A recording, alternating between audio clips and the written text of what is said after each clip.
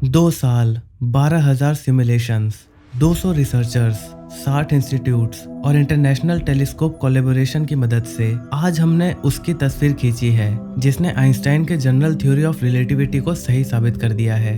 Black holes जैसा कुछ नहीं होता, ये सब एक मिथ है। ये सब बड़ी बड़ी बातें हैं। क्या किसी के पास ब्लैक होल की फोटोज हैं? ऐसी बातें आपने किसी साइंस लवर या हेटर्स के मुंह से सुनी ही होंगी, लेकिन हमारे पास उन्हें कहने के लिए आइंस्टाइन और सर स्टीफन हॉकिंग की कुछ बेसिक थ्योरीज के अलावा कुछ भी नहीं था। लेकिन अप्रैल 2019 में कुछ ऐसा हुआ जिसने इन सब का मुंह बंद करके रख दिया। 4 अप्रैल 2019 धरती के सबसे बड़े टेलीस्कोप्स में से 2 टेलीस्कोप्स अपना अपना काम कर रहे थे। ये दोनों टेलीस्कोप्स हमारी मिल्की वे गैलेक्सी और M87 या मेजर 87 गैलेक्सी के सेंटर से निकलने वाली रेडियो वेव्स को ऑब्जर्व कर रहे थे। इन दोनों के साथ साथ 6 और टेलीस्कोप्स ने मिलकर इंटरनेशनल कोलैबोरेशन की मदद से एक इवेंट होराइजन टेलीस्कोप EHT बनाया, जो कि इतिहास के सबसे पहले ब्लैक होल की फोटो लेने वाला था। जब से फिजिसिस्ट को ब्लैक होल जैसी चीजों के होने का थ्योरेटिकल सबूत मिला है, उसके बाद से आज तक जितनी भी ब्लैक होल की फुटेजेस या इमेजेस आपने देखी होंगी वो सारी की सारी इमेजिनरी थी, यानी वो सब एक अंदाजे से बनाई गई थी। लेकिन अब ऐसा नहीं होगा। फिजिसिस्ट को पता था कि स्पेस में ऐसी चीज मौजूद है जिसका मास बहुत ही ज्यादा और उसके मुकाबले उसका साइज बहुत ही कम है, जिससे उसकी डेंसिटी काफी ज्यादा हो जाती है और उसके इतने ज्यादा मास की वजह से उसकी ग्रेविटेशनल फील्ड बहुत ही ज्यादा होती है, इतनी ज्यादा कि उसमें से लाइट भी बाहर नहीं आ सकती। किसी भी ब्लैक होल की डेंसिटी सबसे ज्यादा उसके सेंटर पे होती है, उसी को हम सिंगुलैरिटी कहते हैं, जहाँ ग्रेविटी भी इनफाइनाइट यानी अनंत हो जाती है। जैसे जैसे इंसानों का स्पेस में इंटरेस्ट डेवलप होना शुरू हुआ, उसने टेलीस्कोप का आविष्कार किया और उससे कुछ ऐसा होते हुए देखा जो तभी पॉसिबल हो सकता था अगर ब्लैक होल जैसी कोई चीज एग्जिस्ट करती हो। जैसे हमारी मिल्की वे गैलेक्सी के बीच इन सितारों का ऑर्बिट करना, जैसे ये किसी चीज का चक्कर लगा रहे हों जो कि इन सितारों को ग्रेविटेशनल फोर्स की मदद से बांधे हुए है। जैसे हमारे सूरज ने हमारे सोलर सिस्टम के सभी प्लैनेट्स को बांध कर रखा हुआ है, वैसे ही टेलीस्कोप से दिख रहे इन सितारों को भी किसी बड़े से मास ने ग्रेविटेशनली लॉक किया हुआ है और इन सारे सितारों को इस तरह अपने अराउंड ऑर्बिट करवाना बहुत ही बड़े मास का काम हो सकता है। लेकिन अगर वो कोई ऑब्जेक्ट होता तो वो उस टेलीस्कोप से जरूर दिखाई देता, लेकिन हमें वो दिखाई नहीं दिया और ये सिर्फ तभी हो सकता है अगर वो ऑब्जेक्ट एक ब्लैक होल है। इस फोटो में हमें ब्लैक होल के चारों तरफ एक ग्लोइंग मटेरियल दिखाई दे रहा है। ये मटेरियल्स फ्रिक्शन की वजह से कई मिलियन टन डिग्री सेल्सियस से भी ज्यादा गर्म होते हैं और कोई भी चीज अगर इतनी गर्म हो जाती है तो वो एक्स रेज एमिट करना शुरू कर देती है, जिसे टेलीस्कोप की मदद से देखा जा सकता है। ये वाला हिस्सा लाइट का वो हिस्सा है जो हमारी तरफ आ रहा है, क्योंकि लाइट जब हमारी तरफ आती है तो वो चमकती है और जब हमसे दूर जाती है तो वो डिम हो जाती है, जैसे ये वाला पार्ट। इसे ही हम रिलेटिविस्टिक बीमिंग कहते हैं। ये 2 गैलेक्सीज हैं जो कि एक दूसरे से काफी पास हैं और यहाँ पर करीब 9 ब्लैक होल्स हैं, लेकिन आप इन्हें तभी देख सकते हो जब आप इसे एक्स-रे प्रोजेक्शन पर देखोगे। ऐसे और भी बहुत सारे सबूत पहले भी हमारे पास थे जो ब्लैक होल के वजूद को साबित करते थे, लेकिन हमारे पास उसकी कोई फोटो नहीं थी। किसी भी ब्लैक होल को देखना या उसकी फोटो खींचना बहुत ही मुश्किल काम है, क्योंकि या तो वो बहुत ही छोटे होते हैं या फिर वो हमसे बहुत ही ज्यादा दूर होते हैं। सैजिटेरियस A स्टार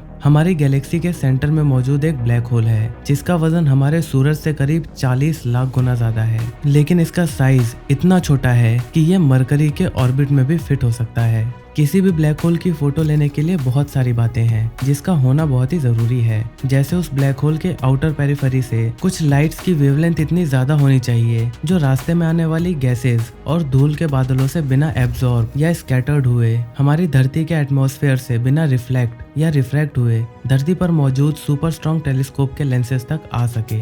इस ब्लैक होल की लाइट की वेवलेंथ 1.3 मिलीमीटर थी, जो कि रेडियो वेव्स की रेंज में आती है। अब इतनी बड़ी वेवलेंथ वाली लाइट और 8 ऑब्जर्वेटरी टेलीस्कोप्स जिन्हें ऐसी जगह पर लगाया गया था जहां का मौसम हमेशा साफ रहता है और वो समुद्र लेवल से काफी ऊंचाई पर हैं, और इसकी वजह से ब्लैक होल्स के अराउंड ये क्लॉकवाइज घूमती लाइट्स इतनी दूर तक का डिस्टेंस तय कर पाई और हमारे टेलीस्कोप्स इसकी इंफॉर्मेशन को रिकॉर्ड कर पाए। इस घूमते हुए फ्रिक्शनल मटेरियल क्लाउड को एक्रीशन डिस्क कहते हैं, लेकिन इस डिस्क के अलावा हमें एक ब्लूइश कलर का जेट भी देखने को मिला जो कि ऐसा लगता है जैसे ये इसके बहुत ही स्ट्रॉन्ग मैग्नेटिक फील्ड की वजह से बना हो, और ये ये जेट करीब 5000 लाइट ईयर्स तक फैला हुआ है और उनमें से एक बिल्कुल हमारी तरफ पॉइंट कर रहा है। अब शायद इस फोटो को देखने के बाद कुछ लोगों का सवाल होगा कि ये इतनी धुंधली धुंधली सी क्यों है। वेल, ऐसा इसलिए क्योंकि ये बहुत ही ज्यादा दूर और बहुत ही छोटा ब्लैक होल है, और अगर आप किसी कैमरे से बहुत ही छोटे चीज की तस्वीर काफी दूर खड़े होकर लेते हो तो जूम करने के बाद वो कुछ ऐसी ही दिखाई देती है। बिल्कुल वही फिनोमेना यहाँ पर भी काम कर रहा है। अब छोटे का मतलब ये मत समझ लेना कि ये बहुत ही छोटा है। असल में इसका मास हमारे सूरज से करीब 6 अरब 50 करोड़ गुना ज्यादा है और इसके इस पोर्शन का हिस्सा करीब करीब हमारे सोलर सिस्टम जितना बड़ा है, लेकिन करीब 5 करोड़ 35 लाख लाइट ईयर्स दूर होने की वजह से ये हमें ऐसा दिखाई दे रहा है। अब लाइट ईयर दूरी नापने की एक यूनिट होती है। लाइट एक साल में कितनी दूरी तक चलती है उस डिस्टेंस को 1 लाइट ईयर बोला जाता है। अब सोच लो ये ब्लैक होल हमसे कितना दूर है। शायद आपको लग रहा होगा कि ये फोटो बस ऐसे ही ले ली गई है, मतलब बस ऐसे ही सामने ब्लैक होल दिखा और टेलीस्कोप्स की मदद से इसकी फोटो ले ली, लेकिन नहीं, ये फोटो बहुत ही इंटरेस्टिंग तरीके से ली गई है। इस फोटो की ज्यादा से ज्यादा इन्फॉर्मेशन को तभी लिया जा सकता था जब हमारी धरती का ओरिएंटेशन ऐसा हो ताकि ये 8 टेलीस्कोप्स उसे एक साथ देख सकें, और ऐसा पूरे साल में केवल एक ही बार होता था। सभी टेलीस्कोप में इसकी इन्फॉर्मेशन आने के बाद वो इतनी सारी इन्फॉर्मेशन थी कि उन हार्ड डिस्क को एरोप्लेन्स की मदद से ट्रांसफर करना पड़ा, और उन सभी 8 टेलीस्कोप्स के इन्फॉर्मेशन को कलेक्ट करके उसे फिल्टर किया गया ताकि इन्फॉर्मेशन को बूस्टअप किया जा सके और नॉइज को कम से कम रखा जा सके। अब यहाँ पर इमेज नॉइज की बात हो रही है, न कि साउंड नॉइज की। जैसे इस फोटो में ये सारी चीजें इस फोटो की इन्फॉर्मेशन है और ये इसकी नॉइज।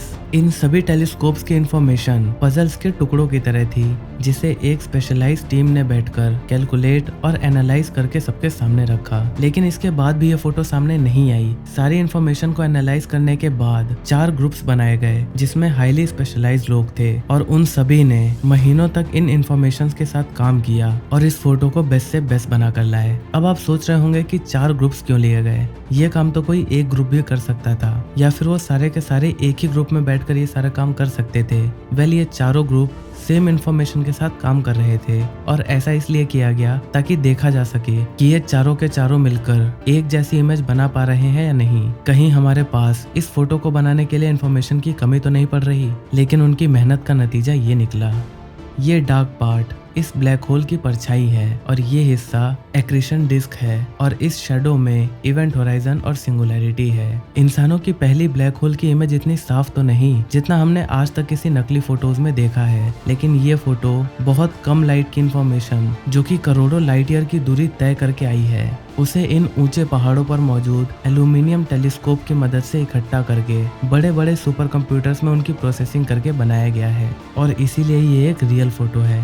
वेल, अगर आपको ब्लैक होल के बारे में और भी ज़्यादा बेसिक जानकारी चाहिए, जैसे इवेंट होराइजन क्या है या फिर सिंगुलैरिटी क्या है, तो आप हमारे चैनल पर ये वाली वीडियो देख सकते हो। इसकी लिंक मैं आपको डिस्क्रिप्शन में और पिन कमेंट में दे दूंगा। इसमें आपको ब्लैक होल्स के बारे में बहुत सारी बेसिक जानकारी मिल जाएगी। 10 अप्रैल साइंस और फिजिसिस्ट के लिए एक बहुत ही बड़ा दिन है, और मैं उम्मीद करता हूँ कि हमारी साइंस आगे इससे और भी बड़े बड़े काम करती रहे। अगर वीडियो पसंद आई तो बिना लाइक किए मत जाना, और चैनल पसंद आया तो सब्सक्राइब करके घंटे के बटन को दबाना मत भूलना, क्योंकि हम ऐसे ही ज्ञान बांटते रहते हैं।